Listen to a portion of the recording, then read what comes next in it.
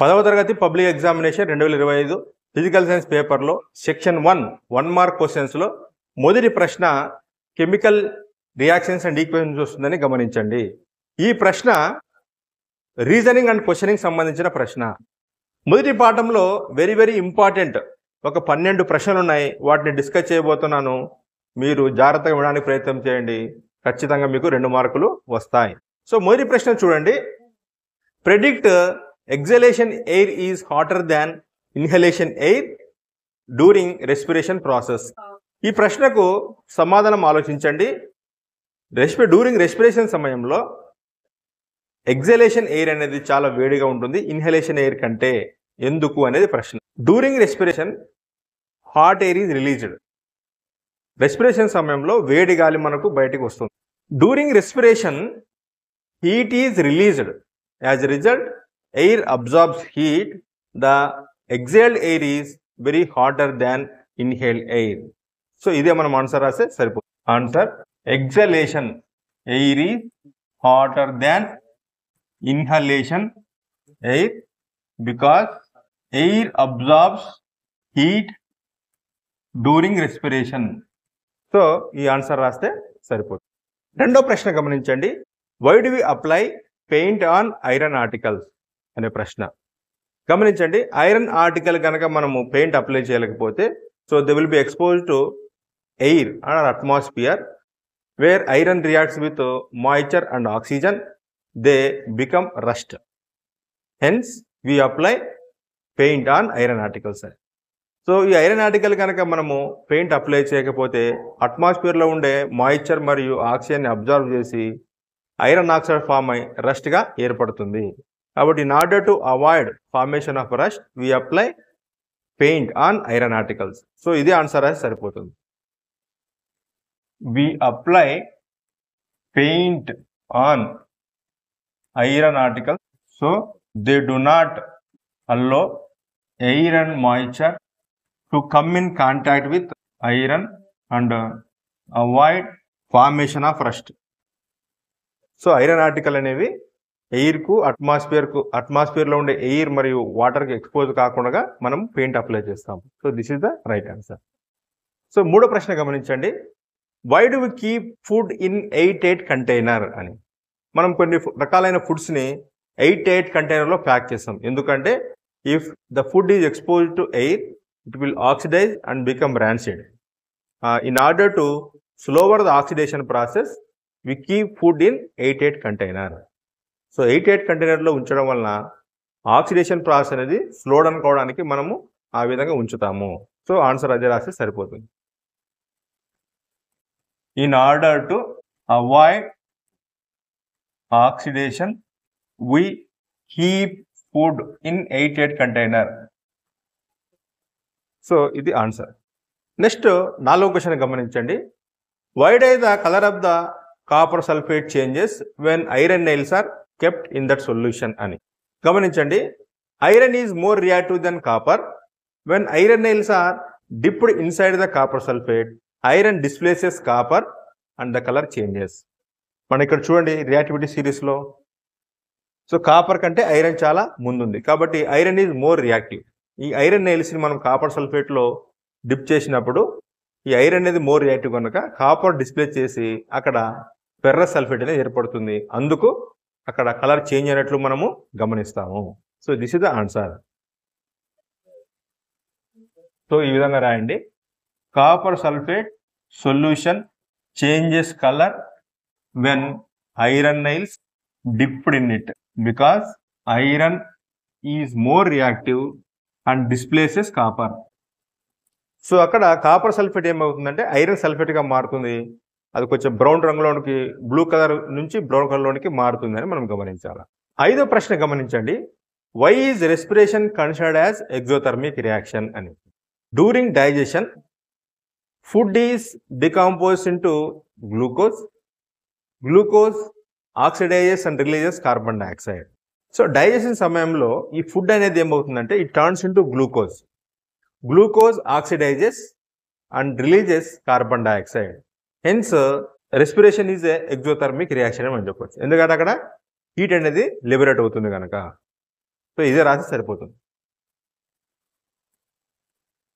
During digestion food is broken down into glucose.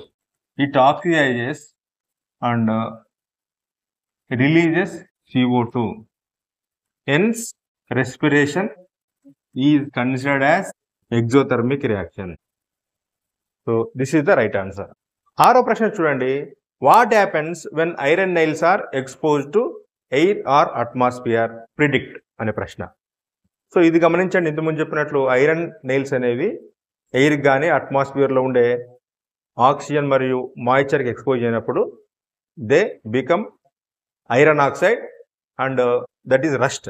So when iron nails are expose to air and moisture in atmosphere they become iron oxide and rust అని రాసి సరిపోతుంది.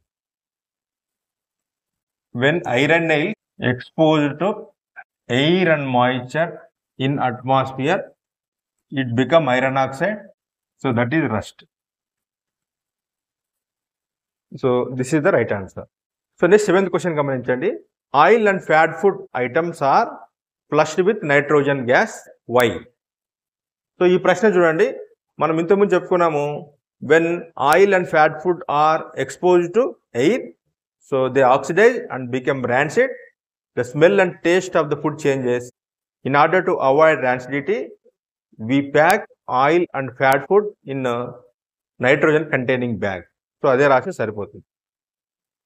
In order to avoid rancidity, we pack oil and fat foods in nitrogen containing bag. So this is the right answer. Next 8వ ప్రశ్న గమనించండి. Why do hydrogen peroxide is kept in coloured bottles అని? Hydrogen పెరాక్సైడ్ని coloured బాటిల్లోనే ఉంచుతారు, ఎందుకంటే when it is expose to the sunlight it decompose into water and oxygen. Hence we place hydrogen peroxide in coloured bottles అని రాస్తే సరిపోతుంది. So answer H2O2 అంటే iron peroxide is kept in coloured bottle because when it is expose to sunlight it decomposes into water and oxygen. ఆ sunlight కు ఆ hydrogen peroxide అనేది డికాంపోజ్ అయిపోయి oxygen water గా మారుతుంది కనుక సో దాన్ని అవాయిడ్ చేయడానికి మనం కలర్ బాటిల్లో దాన్ని ఉంచుతాము. నెక్స్ట్ 9వ ప్రశ్న గమనించండి.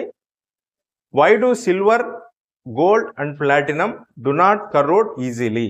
సో మనకు ఆన్సర్ తెలిసింది, గమనించండి. అక్కడ మెటల్ యొక్క రియాక్టివిటీ సిరీస్ చూడండి. సిల్వర్, గోల్డ్, ప్లాటినం అనేవి చివర్లో ఉన్నట్లుగా మనం గమనిస్తాం. So they are very less reactive and they are very below in the reactivity series. Hence they do not react with oxygen and they do not corrode easily అని రాసి సరిపోతుంది.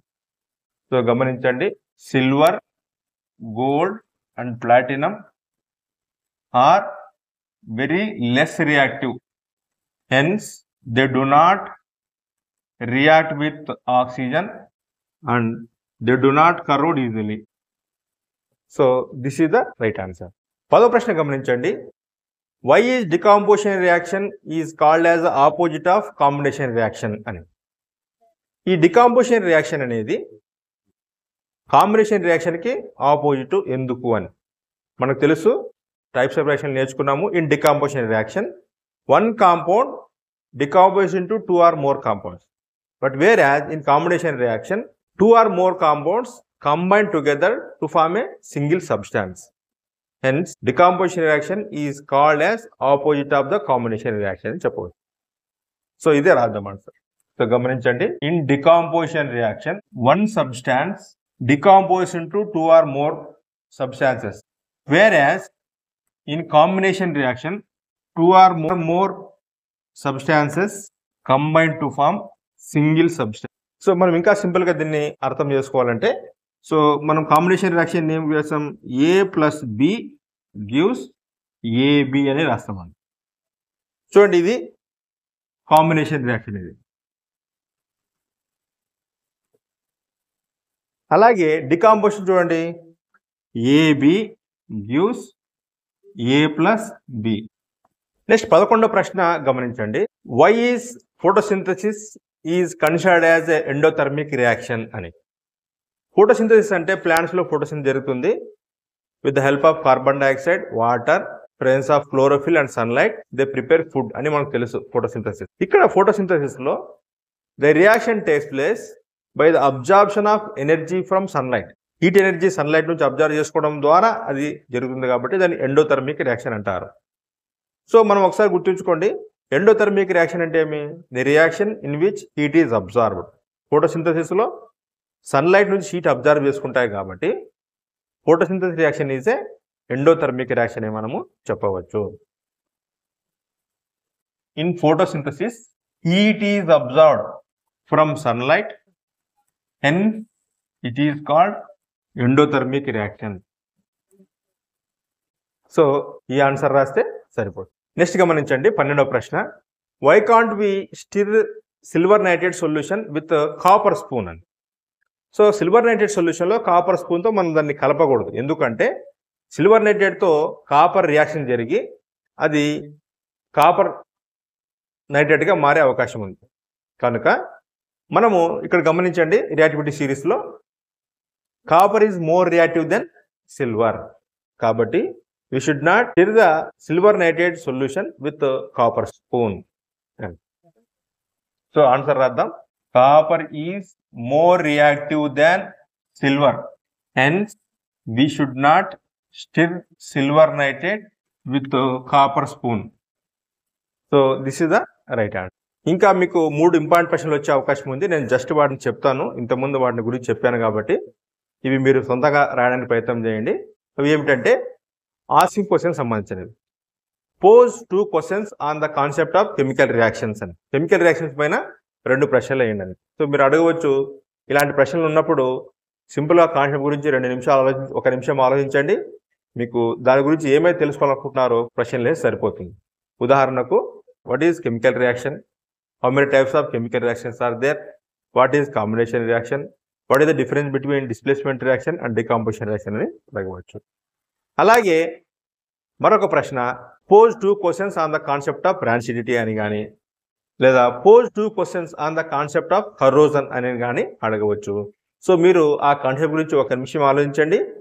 దానికి సంబంధించి మీరు ఏమైతే తెలుసుకోవాలనుకుంటున్నారో దాన్ని క్వశ్చన్ ఫామ్లో రాసి కనుక మీకు మంచి మార్కులు వస్తాయి. సో దాదాపు ఇవే ప్రశ్నలు వెరీ వెరీ వెరీ ఇంపార్టెంట్ ప్రశ్నలు ఇవి. వీటిని మాత్రం నేర్చుకున్న 90% దీనిలో నుంచి ఒకటి వస్తుంది. జాగ్రత్తగా ఈ వీడియో కనుక నచ్చితే, మీకు ఉపయోగపడిందని భావిస్తే మీ ఫ్రెండ్స్కు మీరు షేర్ చేయండి.